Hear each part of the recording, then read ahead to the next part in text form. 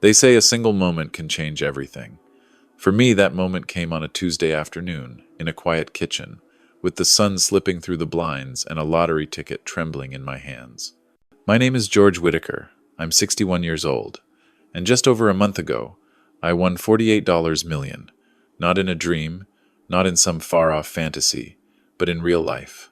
Cold, hard cash $31 million after taxes, sitting in silence, waiting for someone to claim it.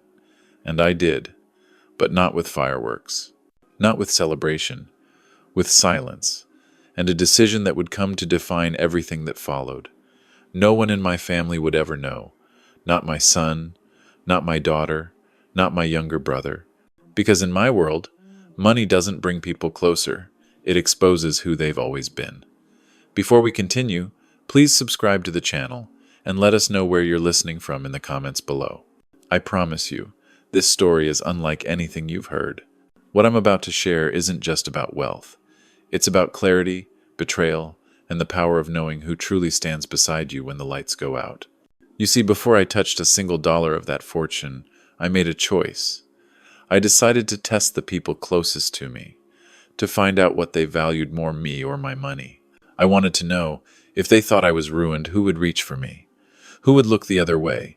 Who would show up with open arms and who would vanish without a trace? What I discovered nearly broke me, but it also freed me. This is the story of how winning the lottery didn't change my life in the way most people think. It didn't make me richer. It made me see. And once you see the truth, you can never unsee it. So settle in. Because the journey ahead isn't just about numbers on a check, it's about the price of love when money enters the room. That night, after the winning numbers lit up the screen, I didn't scream. I didn't dance around the room or call anyone in a fit of joy. I just sat there in the same chair I'd sat in for 20 years, staring at that slip of paper like it might vanish if I blinked too hard. The old clock on the wall ticked steadily above me, a metronome for the chaos building inside. $48 million. 31 after taxes. More money than I'd ever seen, ever imagined. More than every paycheck, bonus, and small investment I'd scraped together in a lifetime of careful living. For a fleeting second, the child in me wanted to run out the front door and shout it into the sky. I wanted to be the man who finally caught a break. But the man I've become, the one who's seen what money does to people he knew better. He knew that silence wasn't just golden. It was necessary. I poured myself a glass of whiskey, the good kind I kept tucked in the cabinet behind the spices, and watched the amber swirl in the light. My doctor had warned me about my blood pressure, but this wasn't a night for rules. As the first sip burned down, I thought of Brian, my son, and the last time he called me. It was a year ago, just after midnight. His voice was clipped and anxious. "Dad, I need a favor, just until the new branch opens. $6,000. I didn't ask questions. I wired the money before sunrise. He never followed up. No thank you, no update, just silence. And Rachel, my daughter, she'd been more delicate. She'd asked me to come with her to look at her new condo, asked my opinion on the layout, the neighborhood, the mortgage. She smiled and called me daddy again like when she was 10 and wanted an extra scoop of ice cream. Then came the closing costs, the shortfall, the soft plea. "Just something small, Dad. I'll pay you back in a few months." That was 5 years ago. These days I'm lucky to get a reply to a holiday message. And Leo, my younger brother, God. That man could borrow oxygen if someone was foolish enough to lend it. Charming, slippery, and always just one scheme away from his big turnaround. There were always debts, a startup that flopped, a car that needed repairs, a client who vanished. Somehow, the world was always unfair to Leo, and I was always expected to fix it. I let the whiskey sit on my tongue a little longer before swallowing. If I told them about the winnings, I knew exactly what would happen. I'd hear from them all within a week. They'd come with smiles, hugs, and stories. They'd bring need disguised as nostalgia. But beneath every word would be the same calculation. How much can we get from him? That wasn't cynicism. That was experience. I didn't want to live out my final years as a bank with a heartbeat. I didn't want to become leverage in my own family. So I made a decision, a quiet one, steady and deliberate. No one would know. Not yet. Maybe not ever. The next morning, I woke before the sun, my mind still thick with the weight of it all. I brewed my coffee black and strong, the way Linda used to make it, and sat at the table with my laptop. My fingers hovered over the keys. How to claim lottery winnings anonymously. The search results flooded the screen articles, forums, cautionary tales. It turns out, in our state, you can't claim it outright in secret. But there was another way, a blind trust. With the right attorney, I could shield my identity completely. The money would be real, the names would not. I'd be just another ghost winner, someone people gossiped about but never found. I clicked through a list of estate lawyers, reading bios until one caught my eye. Elaine Marlowe, Esquire. 30 years of experience. Discreet, direct. Her website didn't have glossy photos or flashy promises. Just one line stood out. We protect your future while honoring your past. I dialed the number. A woman answered, polished and precise. Marlowe and Finch, how may I help you? I cleared my throat. Yes, I'd like to schedule an appointment with Miss Marlowe. It's about financial restructuring and estate matters. There was a pause just long enough for my nerves to kick. We have a slot tomorrow morning at 9:30. Will that work? It will, I said. After hanging up, I looked around my home. It was modest, but comfortable, the same one Linda and I had bought 32 years ago. The floor creaked in the hallway. The wallpaper was peeling in the guest room, but it was ours, hers and mine, and I couldn't stomach the idea of filling it with relatives who only knocked when they smelled money. That evening, I sat out on the porch as the streetlights flickered on. Across the road, my neighbor Frank waved as he walked his dog. I waved back, thinking how blissfully unaware he was that his quiet old neighbor was now worth more than everyone on this block combined. I envied him his ignorance, his normal life. My phone buzzed, a message from Leo. Hey George, you around? Could use a quick chat. Hit me back. I didn't respond. I just sat there, listening to the wind rustle through the branches, and realized this wasn't about money anymore. This was about truth, and I wasn't going to run from it. I was going to walk straight into it, eyes open, notebook in hand. The test hadn't begun yet, but I already knew. The answers would hurt. The real question was, how much? The morning of my meeting with Elaine Marlowe arrived, draped in a soft, overcast light, the kind that makes everything feel a little quieter, a little slower, as if the world is holding its breath. I dressed deliberately, choosing my navy jacket, the one Linda liked most, though the sleeves had started to fray, and pressed a hand across my chest to smooth the fabric, more out of habit than vanity. As I rode the elevator up to the 10th floor of the sleek downtown building, I caught a glimpse of myself in the mirrored doors. I didn't look like a millionaire. I looked like what I'd always been, a tired man with kind eyes and too many stories behind them. The firm's lobby smelled like polished wood and expensive coffee. Elaine greeted me with a firm handshake and a calm that felt earned. She looked to be in her early 60s, her silver hair neatly pinned back, her eyes sharp behind thin, steel-rimmed glasses. She didn't ask unnecessary questions. She simply gestured to her office, closed the door, and waited. I reached into my coat pocket and placed the lottery ticket on her desk, worn, creased, but unmistakable. Her eyebrows lifted for a fraction of a second before her face smoothed into something neutral, professional. I see, she said quietly. Well, you've come to the right place. For the next hour, we talked logistics trusts, trustees, distributions, privacy structures, long-term planning. She explained how I could remain invisible, how the money could move without my name ever surfacing. But then she paused and looked at me with a different expression, one I hadn't expected. Mr. Whitaker, she said, we can protect your identity, but I need to ask, what do you want this money to do for you? I opened my mouth, then shut it. No one had asked me that. Not in those words. What did I want? Safety, certainly. Control. Maybe some comfort, too. But more than anything, I wanted something so few people ever get. Truth. Not polite lies or forced holiday smiles. Not hollow birthday cards with signatures that meant nothing. I wanted to know, once and for all, who stood beside me because of love, and who merely lingered because I kept the lights on. I want to keep this quiet, I said finally. And I want to make sure that if I choose to help anyone, it's on my terms. She nodded. Then we'll begin with a blind trust. It will take a few weeks to set up, but once it's done, the funds will be entirely under your control and hidden from anyone who thinks they deserve a piece. I exhaled, the kind of breath that had lived inside my chest for years. On the bus ride home, I watched the city through the window, people moving with purpose, taxis darting past, cafes buzzing with lives I wasn't part of.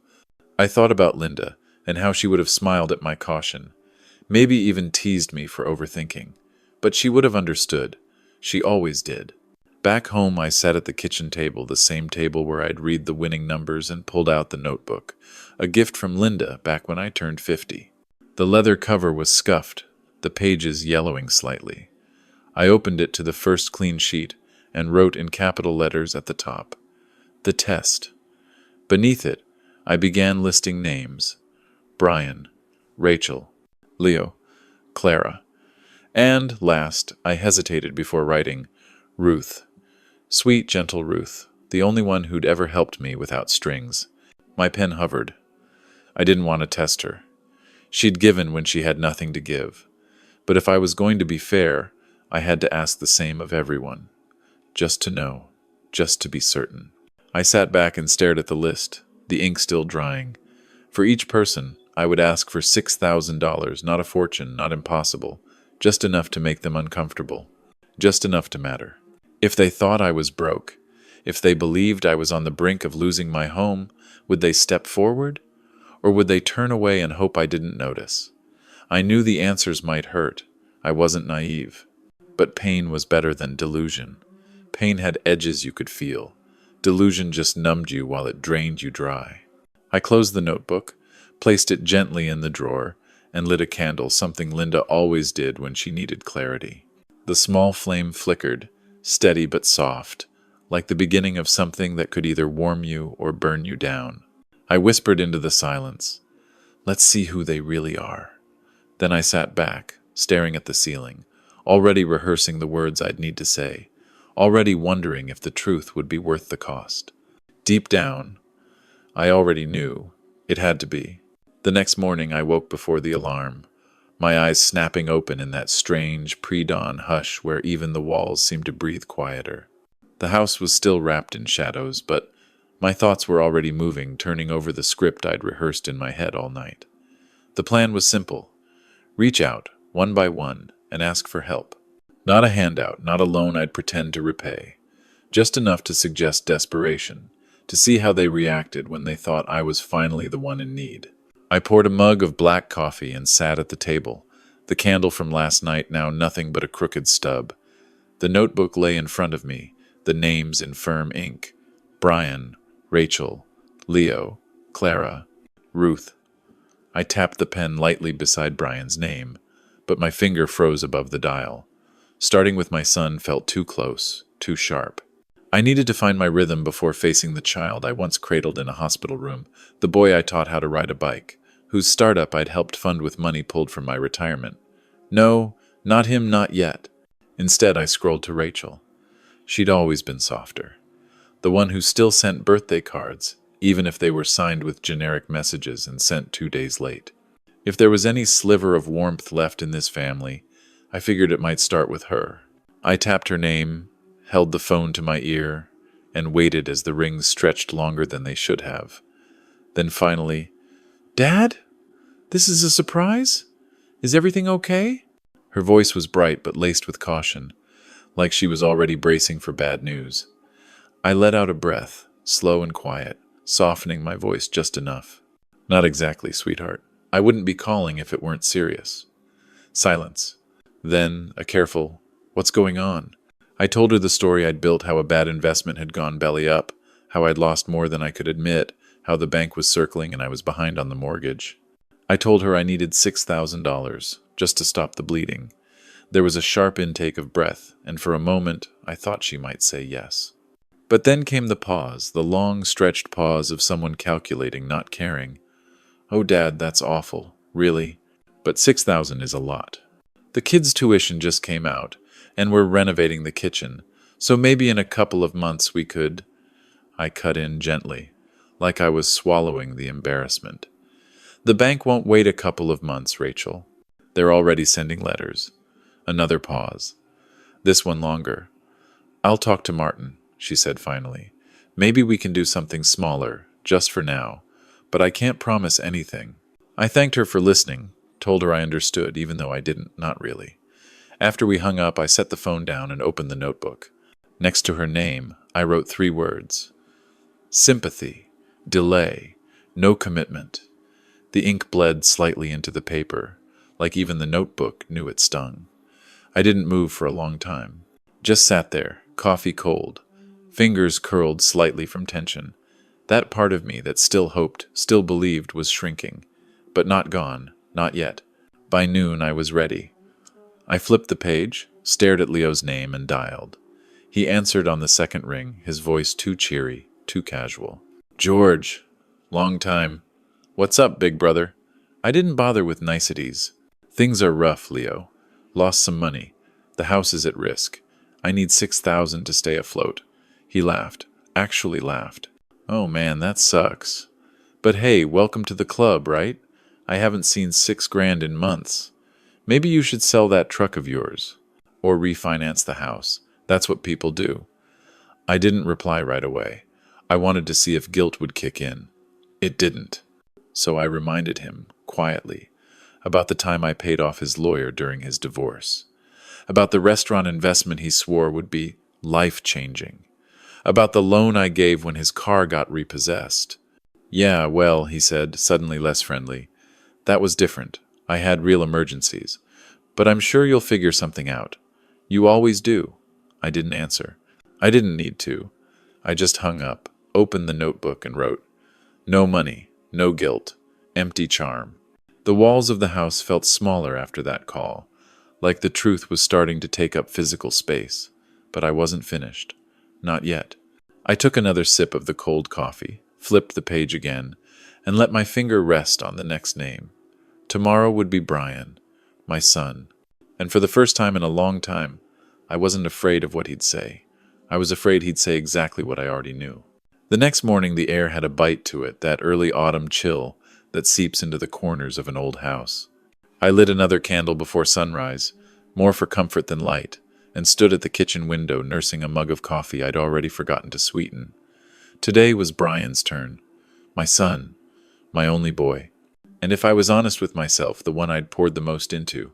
I'd helped him with his business more than once, supported him when his marriage fell apart, co-signed the lease on his first office space, even though I knew deep down it was a mistake. I'd never said no to him, not once, even when I should have. I opened the notebook and stared at his name. It looked heavier on the page than the others. I knew this call would hurt in a different way. But I also knew it had to be done, so I sat down, cleared my throat, and pressed his name on the screen. 4 rings passed before he picked up. His voice clipped and distracted. "Hey, Dad, I'm in the middle of something. Everything all right?" There it was again, the urgency, the distance. As if I were an interruption in his day rather than the man who once carried him on his shoulders through county fairs and soccer games. "Not really," I said quietly, letting the weariness settle into my voice. "I didn't want to bother you, but I've run into some trouble." That word trouble seemed to wake him up. "What kind of trouble?" "Financial," I said. "The company I invested in tanked. The bank's threatening foreclosure on the house. I need some help, 6,000, just to get through the next few weeks." There was a pause, long enough that I thought the call might have dropped. Then his voice came back, sharper this time. "Dad, seriously? At your age? You shouldn't be gambling on investments. You should have known better." I let that land, didn't interrupt him. "Look, I've got payroll to meet, and we're launching a new product line this quarter. I can't just pull 6 grand out of thin air." He sighed, like I'd asked him to donate a kidney. "I don't know what you were thinking, but I can't fix this for you." I didn't raise my voice. I didn't plead. I just said, "I helped you when you needed it, Brian. Every time. I'm asking now for the first time." "Yeah, well," he muttered, "things are different now." And then, without another word, he hung up. The dial tone buzzed in my ear like a wound left open. I stared at the screen for a long time, then reached for the notebook and wrote next to his name, "Blame. Dismissal. No support." I closed the cover slowly, my hand lingering on the worn leather. 3 calls, 3 tests. 3 answers I already knew but hadn't wanted to believe. The truth wasn't surprising anymore.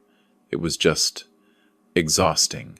I stood and walked outside, the porch creaking under my weight.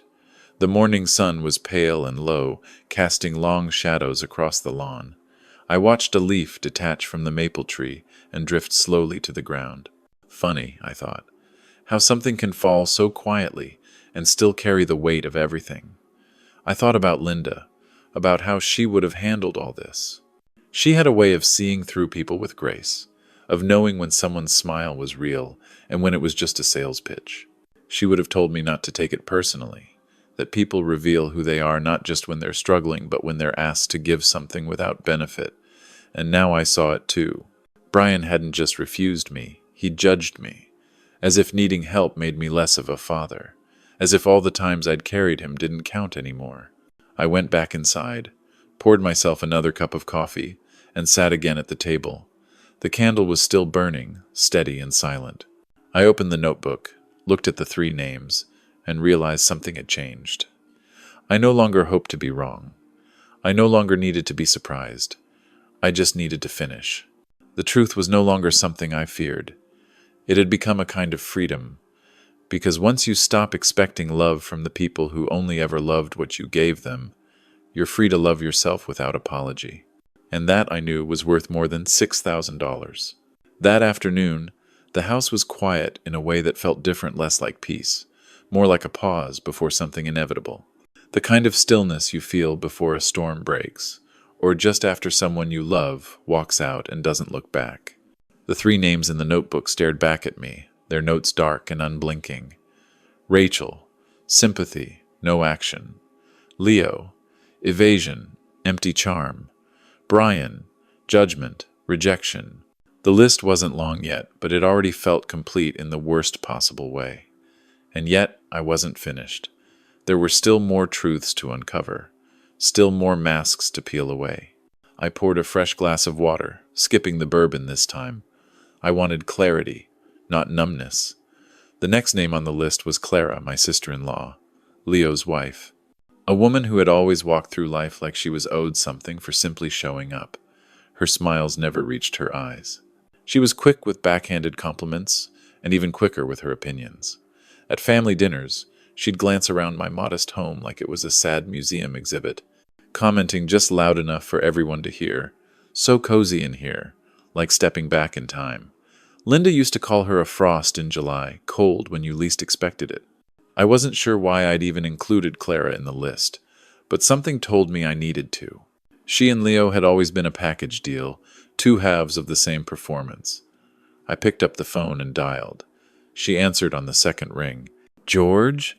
Well, this is a surprise," she said with that clipped cheerfulness that always felt rehearsed. "Everything all right?" I let the hesitation stretch just a moment. I wouldn't be calling if it were. I told her the same story I'd given the others. A bad investment, the house in jeopardy, the bank growing impatient. Then came the ask. $6,000. Just enough to give me time. Just enough to test the waters. She didn't even try to fake shock. There was a silence, sharp as a blade, then a single laugh, short, hollow, disbelieving. "George," she said, "I always wondered how long it would take for you to slip up." I blinked, unsure I'd heard her right. "Excuse me? Come on," she said. "You've always acted like you had it all together, Mr. Reliable, helping everyone like some martyr with a checkbook. I guess we finally see the cracks." I felt the heat rise in my face, but I didn't say a word. She continued, undeterred. "Leo and I have our own problems, George. We've got bills, you know. Real ones. Maybe it's time you downsize. Sell that little house. Live within your means. Like the rest of us. The rest of us." I kept my voice steady. "I helped you and Leo after the hurricane. Paid for the roof repairs. Do you remember that?" "That was different," she snapped. "We all benefited from that. This is just your mess." There it was, the final nail. I didn't argue. Didn't try to remind her of all the times I'd picked up the slack without being asked. I simply said, "Thank you for your honesty," and ended the call. The air in the room shifted, just slightly. Not colder, heavier, like the truth had a presence now. like it had taken up residence in the space where hope used to live. I opened the notebook and wrote, Clara, scorn, contempt, no help. Then I closed the cover and pushed it aside. I didn't want to look at it anymore, not today. The pages already felt soaked in something I couldn't scrub, clean disappointment maybe, or just recognition. I stepped outside, needing air, and walked down the street with no destination in mind. The leaves crunched beneath my boots, and the sun sat low behind the clouds, casting the town in shades of gray and orange. As I passed the diner Linda used to love, the one with the cracked leather booths and bad coffee, I caught a glimpse of our old booth by the window. For a second, I saw her there, hair tucked behind one ear, elbow resting on the formica, a crossword puzzle halfway finished in front of her, and that look in her eyes, the one that always said, I see you, even when you don't see yourself. God, I missed her. Not just for the warmth she carried or the quiet way she filled up a room. I missed her because she believed in me, because she would have seen through all of this. By the time I got home, the porch light had flickered on automatically. The house looked the same, but it no longer felt like mine. Not entirely. It was beginning to feel like a witness, like the walls themselves were keeping score. I walked inside, sat back at the kitchen table, and stared at the empty chair across from me. The candle had gone out while I was gone. I didn't bother relighting it. Some flames aren't meant to burn forever. I looked at the notebook one last time that night. 4 names now, 4 refusals, 4 truths carved in ink. There was only one name left, Ruth. The one person I hoped wouldn't fail me, but also the one I wasn't sure I had the heart to ask. Because if she turned away, if she said no, then what little faith I had left in people might vanish for good. Still, fairness demanded I finish what I started. Tomorrow I would make the hardest call of all. Not because I expected disappointment, but because this time I truly couldn't bear it. I didn't sleep that night. Not really. I laid in bed with my eyes open, listening to the house breathe around me, floorboards settling, the wind whispering against the eaves.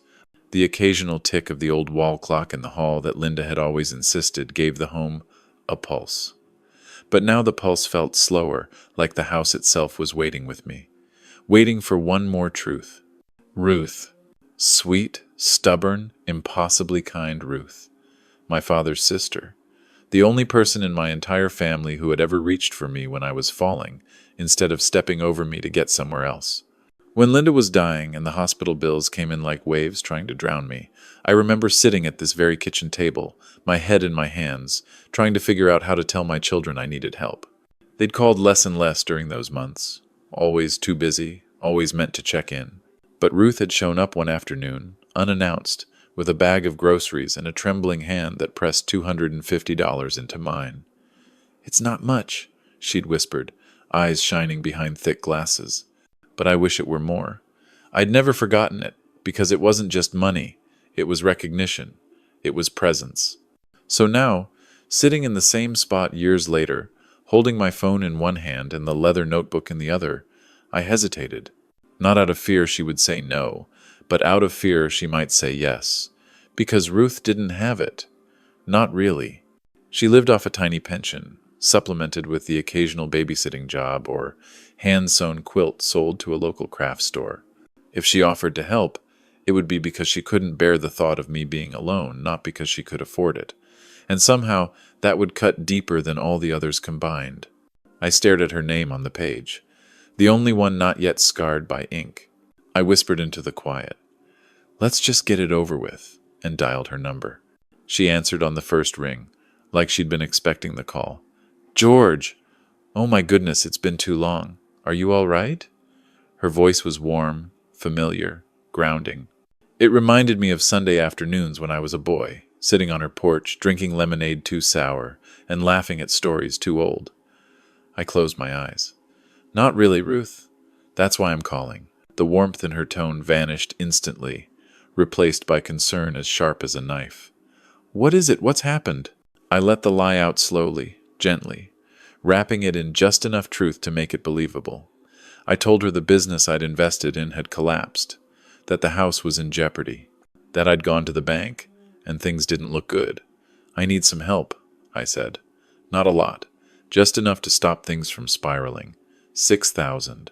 The silence that followed was immediate but not hesitant, just weighty, heavy with emotion. Then she exhaled, long and shaky. "Oh, George, I'm so sorry." "That's terrible." I braced myself. I didn't want her to say it. I didn't want her to offer what I knew she couldn't afford. But she did, without flinching. "I don't have 6, she said, "but I can give you 3. I've been saving for a dental procedure, but it can wait. You need it more. I'll get it to you tomorrow." "You're not alone, sweetheart." My throat tightened. I couldn't speak. The words sat just behind my tongue, too full, too jagged to push past. I tried to swallow the guilt, but it sat like stone. "Ruth, I can't take your savings." "Yes, you can," she said softly, but firmly. "You've been there for everyone. You think I don't know that? You helped Leo more than his own wife ever did. You gave and gave and gave. Now it's your turn. Let me help." The tears came before I could stop them. Hot, angry, grateful tears. The kind that come when someone reminds you that you still matter. "Thank you," I managed, my voice breaking. "But please, promise me you won't put yourself in a bad place for me." "I won't," she said. "But if I did, it would still be worth it. That's what family is supposed to mean." We talked for another 10 minutes about nothing and everything. About her garden. About how cold it was getting in the mornings. About a book she'd just finished reading, and how she thought I'd like it. When we hung up, I sat there in the silence. The receiver still warm in my hand, the candle flickering beside me like it had been holding its breath, too. I reached for the notebook, opened it slowly, and next to her name I wrote with a steady hand, "Gave what she had, no hesitation, pure." Then I just sat there, staring at the words until they blurred. This was the truth I'd been searching for, not in the betrayal of the others, but in the simple, unshaken love of one person who had nothing to gain and still chose to give. It wasn't the amount. It never was. It was the instinct. The immediate, unquestioning willingness to show up. That night, I didn't pour whiskey. I didn't stare out the window. I just sat quietly at the table, notebook closed, hands folded, candle glowing. For the first time since this began, I didn't feel alone. I felt seen. And even in a house full of ghosts, that feeling was enough to carry me through the dark. The morning after Ruth's call, I woke with swollen eyes and a heart I didn't quite recognize. It wasn't joy. It wasn't relief. It was something quieter, something heavier, like warmth that ached. I hadn't cried in years. Not when Linda passed. Not when the bills came piling up like snowdrifts during that last long winter. Not even when Brian stopped returning my calls. But Ruth's voice, her quiet conviction, the way she offered what little she had without hesitation, it cracked something open in me that I didn't know I'd boarded shut. I sat at the kitchen table with my coffee, staring at the closed leather notebook like it held a living, breathing thing. The candle had long since burned down to wax and wick, but I didn't relight it. I didn't need to. Ruth's name was already glowing on the page in its own quiet way, the only name that didn't feel like a scar.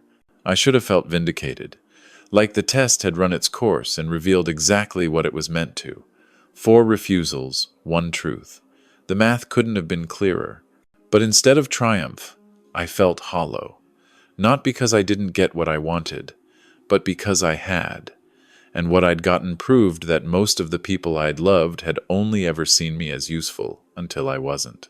The weight of that realization doesn't come all at once. It settles in layers. It follows you into rooms. It stirs while you stir your coffee. It whispers through the vents and rattles the blinds. That morning, I didn't pick up the phone. I didn't open the notebook.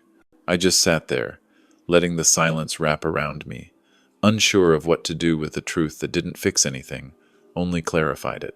Sometime after noon, my phone rang. I didn't recognize the number at first, but when I picked up, the voice on the other end pulled me back into focus. "George, it's Walter." I smiled before I realized I was doing it. Walter, the only friend I still had left who didn't owe me something. "Was thinking about you," I said. "That's why I called," he replied. "Are you free today?" "I've been chewing on what you told me." I told him I was. Of course I was. My schedule was clean these days. People only want your time when you're needed, not when you're invisible. Bring the notebook, he said. Meet me at the hall. The VFW hall was nearly empty when I arrived. A few faded flags on the walls, a dusty jukebox that hadn't played a song since Reagan was in office, and Walter seated in a corner booth with 2 steaming mugs already on the table. He waved me over, and I slid into the seat across from him, the notebook tucked under my arm like a secret I wasn't ready to name. He didn't ask how I was. Walter never wasted breath on the obvious. He just nodded toward the notebook. So, you finished the list? I opened it slowly, like it might bite. All but one, I said. Ruth. His brow rose. And? I flipped the page and turned it to face him. He read the line, then looked back at me. That one's gold, he said. She passed. She did more than pass, I replied. She reminded me that real love doesn't check its pockets before it shows up. Walter leaned back and let out a long breath. So what now? I shook my head. That's the problem. I thought finding out would bring some kind of peace, like knowing would be enough, but it's not. It's just raw. And now I'm carrying this truth around like a hot coal, and I don't know what to do with it. Walter nodded, thoughtful. Then he leaned forward, voice low. You want my advice? I nodded. Write it all down. Record it. Every call, every word, every silence. Not for revenge. For memory. Because one day they'll rewrite it. They'll look you in the eye and say it wasn't that bad, that you misunderstood. And when they do, you'll need to remind yourself you didn't imagine it. That they really did let you drown. I swallowed hard. He was right. My family had always had a knack for revisionism. Years from now, they'd say, we would have helped if we'd known how bad it was. Or, you didn't make it clear. I'd be the villain in a story they rewrote to soothe their own guilt. But not this time. Not if I had proof. Walter reached into his coat and slid a small black device across the table. A voice recorder, simple, sturdy. Start recording, he said. Every time. And back it up. Trust me, George, it's not about winning. It's about remembering. I stared at the device for a long moment. It looked small, harmless. But it might be the most powerful tool I'd held in years. Not because it could hurt them, but because it could protect me. Not in court, in clarity, in truth. I took it, tucked it in my pocket like it belonged there, and nodded once. All right, I said. Let's finish this. Walter smiled, a quiet curve of approval. Now you're thinking like a man who's finally done being used. That night, I sat again at the kitchen table. Same chair, same quiet. But something had shifted. The notebook was still there. The candle too. But now, beside them, sat the recorder, its red light blinking, waiting. I picked up the phone, scrolled to the next name on a new page. A cousin I hadn't spoken to in years, and I pressed record. The recorder blinked red steady, expectant as I stared down at my phone screen, thumb hovering over a name I hadn't said aloud in almost 3 years. Harold, my cousin on my mother's side. A man built more on charisma than character, the kind of person who could charm a room while quietly emptying your liquor cabinet and forgetting to return the tools he borrowed. Years ago, he'd come to me red-eyed and shaking, said he'd gotten tangled in some bad bets and needed a few thousand to keep from losing everything. I gave it to him, no hesitation. Never saw the money again. And if I'm honest, not much of Harold either. But I remembered his voice smooth, performative, like a Sunday preacher selling promises he didn't believe in. That's why his name had made it onto the list. I pressed call and set the phone on the table, angled near the recorder.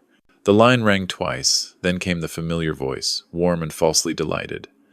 Well, well, George Whitaker. Long time, cousin. What's the occasion?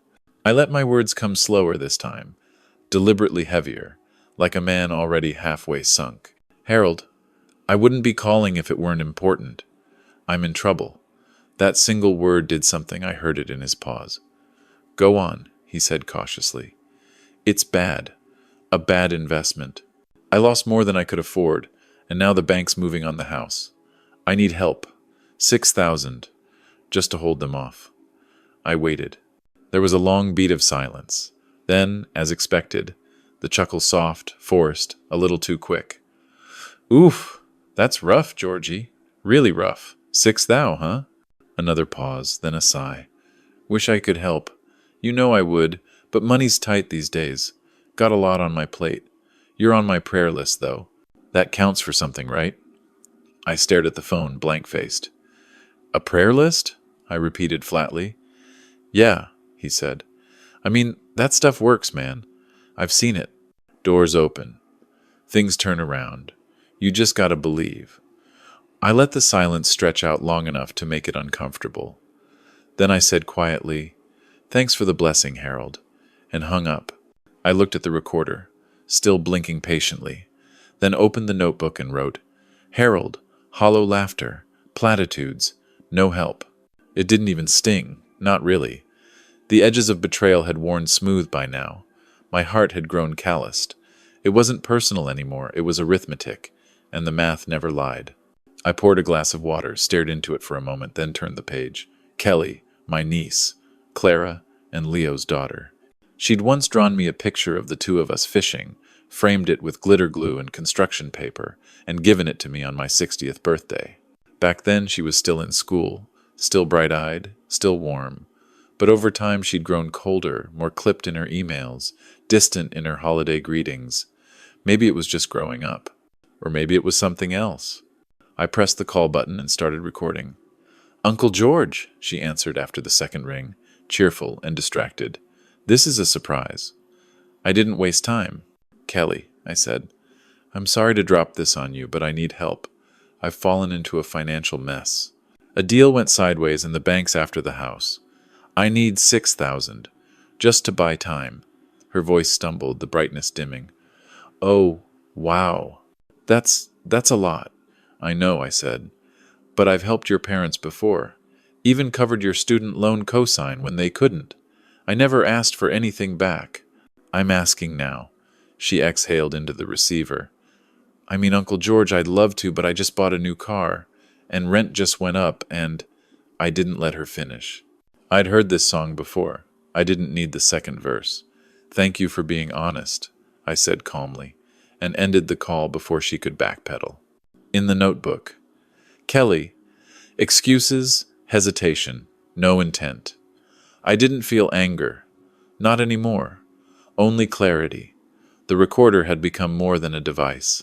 It was my mirror. Every word they spoke, every pause, every convenient silence, it reflected who they really were, and more importantly, who I was without them. That night, I didn't light a candle. I didn't pour a drink. I just sat there in the kitchen, the recorder still blinking, and felt something I hadn't felt since the day Linda died. Not sorrow, not rage, just a deep, unmistakable shift, like the floor of my life had tilted slightly, and now everything rolled into its proper place. Walter was right. Hope is what hurts you. Hope is what lets you rewrite their betrayals into misunderstandings. But truth is a scalpel. It cuts clean. It stings like hell, but it heals straight. And now, with each call, each rejection, I was healing. Not because they were letting me down, but because I was finally learning to stop expecting them to lift me up. I flipped the last page of the notebook, stared at the empty sheet. More names would follow. More calls. More clarity. But tonight, as I turned off the recorder and closed the book, I whispered into the quiet, "You're almost free now. Keep going." And for the first time since the numbers on that lottery ticket changed everything, I actually believed it. There's a strange kind of silence that follows you when you've stripped yourself of illusions. It's not peace, not yet, but something like it. It's the silence that settles in a church after the congregation leaves, when the echoes of hymns still cling to the walls, but no voices remain to fill the space. That's what my house felt like now. Not empty, but cleared. Like a field after the storm, wet and wounded, but still standing. And somewhere in that quiet, a thought began to take shape. The calls had told me who they were when I needed help. But what if I flipped the script? What if, instead of desperation, I hinted at collapse, something darker, something final? Would they come running then? Would they lean in out of guilt, out of love, or simply to stake a final claim on whatever they thought was left? I started with Brian. It had been a week since he'd dismissed my first call. No follow-up, no text, not even a message to ask if I'd figured things out. So I called again, this time with the recorder already running, and let my voice sound thinner, more afraid. I don't know how much longer I can hold on, I said. The bank's talking foreclosure. I'm not sleeping. I don't have a plan. There was a pause, then a sigh. That's rough, Dad. Maybe you should look into assisted living. Sophie's aunt found a place with good reviews, structured meals, medical staff. Might be better than you trying to go it alone. I nodded slowly, though he couldn't see it. I see, I murmured. He kept talking about practicality, about solutions, but I had stopped listening. I was already writing in the notebook. Brian offered a facility, relief beneath the concern. Next was Rachel. I called her that evening, letting the exhaustion in my voice spill through the line. I don't think I can cover the mortgage, I said. I might be out on the street. She hesitated, then offered an almost gentle out. Maybe Uncle Leo has room. Or those retirement communities, some of them are actually very nice. Would you take me in? I asked, just above a whisper. The silence that followed was colder than any answer she could have given. It's complicated, Dad. The kids, the space. You'd be uncomfortable. Of course, I said. I wouldn't want to burden you. In the notebook, I wrote, Rachel. Couldn't say yes. Her comfort outweighed my need. I ended the night with a single truth ringing clear. It was never about whether they could help. It was about whether they would. The difference between capacity and willingness was everything. And now I knew when they thought I had nothing left to give. They saw me not as a man in need, but as a loose end to be managed. Shuffled off, tucked away, forgotten quietly. Walter called the next morning. I didn't even say hello, just, they failed again. He didn't offer sympathy, only silence. Then, good. I paused. Good? Yes, he said firmly. Because every time they fail, you're freed from the leash they wrapped around your neck. You think you're losing family, George, but what you're losing is a lie. You're getting your life back. I stood in the doorway, the wind pushing faintly against the glass. He was right. Their rejection wasn't grief anymore. It was clarity. And clarity, I was beginning to realize, is a kind of inheritance too. Later that day, I opened the drawer, pulled out the notebook, and flipped to a fresh page. At the top, I wrote a single word in capital letters. Plan. Because this wasn't just a test anymore. It was a turning point. They thought I was sinking. They thought I was weak. But they had no idea I was taking notes, saving voices, preparing something far more potent than revenge. I didn't want revenge. Revenge is loud and messy. I wanted something cleaner, something colder, a mirror, something that would reflect their words back to them when they least expected it. And when that day came, they wouldn't be able to say I lied, because I wouldn't have to say anything at all. I'd just press play. Oh, if this story moved you, made you reflect, or simply kept you listening until the very end, then don't forget to subscribe to the channel. These aren't just stories. They're windows into choices, regrets, truths, and turning points, moments that change lives in ways money never truly can. When you subscribe, you're not just supporting the channel, you're joining a community of people who believe that storytelling still matters, that words can stir something real. So go ahead, hit that subscribe button, tap the notification bell so you never miss a new chapter. And if you're still here, take a moment to let us know in the comments where you're tuning in from. Your thoughts, your reactions, and even your silence, they all mean something. Whether you've been with us from the beginning or this is your first time listening, thank you. There's more to come. More stories about family, redemption, betrayal, forgiveness, and the power of finally saying, enough. Until then, take care of your heart, guard your peace, and remember, not everyone deserves a seat at your table, but those who do, those rare few, you hold on to them tight. This is George Whitaker's story, but next time, it might be yours. Subscribe now, and we'll meet again in the next chapter.